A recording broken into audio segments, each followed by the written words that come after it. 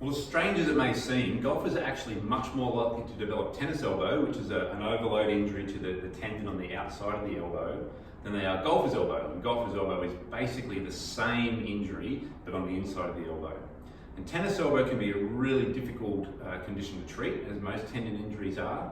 And so trying to prevent developing tennis elbow or tendon injury is much better than waiting till you have the injury or developing the injury and then trying to fix it. And really what happens is the tendon can't cope with the load that you're putting on it, and that can be due to several different reasons. Either you're not strong enough in your grip strength is not quite strong enough, and that involves the muscles of your forearm and the tendon that's involved in tennis elbow, or the muscles around your shoulder and your shoulder blade aren't strong enough, particularly on that left side for a right-handed golfer, because that's where you're more likely to develop it. And so then the capacity of the tendon is lower, and therefore it's much more easier for the tendon to get overloaded. The other thing that I see is that people who don't use their body very well in their golf swing, they don't use their body to develop speed, they don't rotate very well, then instead of developing speed with their upper body and their bigger muscles in their body and their legs, they tend to try and develop the speed with their arms and their hands, and they overload the tendon. So a few exercises you can do, really simple exercises you can do to start to increase the capacity of the tendon, increase your strength on that side so that you are less likely to get injured or develop tennis elbow. A few exercises of these. First thing you need is golf club. Okay, hopefully you should have one of those laying around. And all I want you to do with the golf club is hold it predominantly in your last 3 fingers, not using your thumb and forefinger too much. Elbow by your side, and just rotating side to side with control. Okay, don't let it flop below parallel to the ground, and control it that way. If you can get all the way down to the bottom of the club, and obviously the lower you hold it down here, the harder it is. If you can hold it all the way down the bottom, and you can still feel like you can do that, over 10 times fairly comfortably, then you can progress on to rotating it down in this direction, so your palms facing down, and holding. And that's really going to put some load through here and start to develop some strength through your forearm and some increased capacity of that tendon, okay? So you can hold that starting at 10-second holds and build it all the way up to 30-second holds if you're able to. And that's a really good way to develop some grip strength, but also increase the capacity of that tendon in your forearm, okay?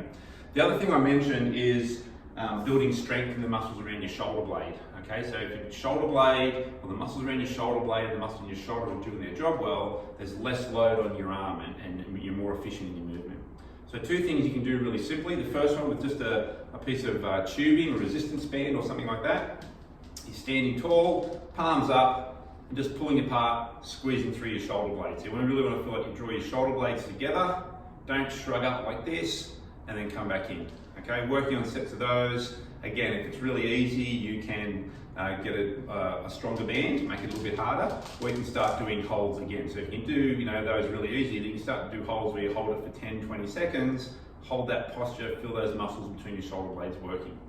The other muscles that are really important on that, especially on that left side in your golf swing, or that lead side in your golf swing, are the muscles that rotate your arm out, some of your rotator cuff muscles.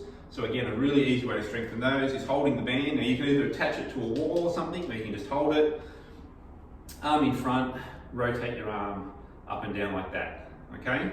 Keeping the elbow nice and still. And again, if that gets easy, then you can develop onto either a stronger band or start doing holds. And again, holding there, starting at 10 seconds, building up to 20 and 30, okay? So there's some really simple ways you can build some strength into that lead side, that left side, increase the capacity of the tendon.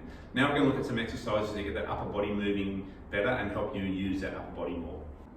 Okay, so 2 simple exercises you can do on the ground to firstly improve your range of motion through your upper body, so you've got good movement there in rotation. But also then start learning how to control that rotation so you can then utilise it in your golf swing better. So the first one, laying on your side, bend your knees up to 90 degrees or even a little bit more, hands behind your head, and just rolling back, opening up through your chest and trying to get that top shoulder blade flat down to the ground. Okay, that's a really simple way just to get some upper body mobility working.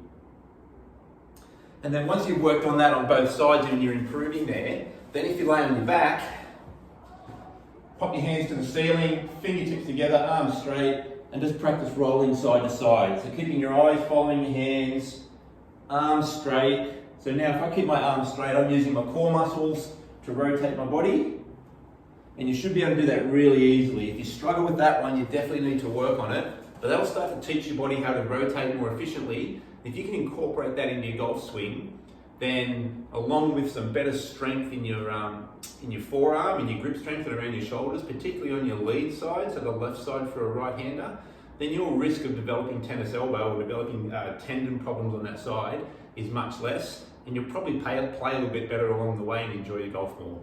Give that a go. Let me know if you have any questions.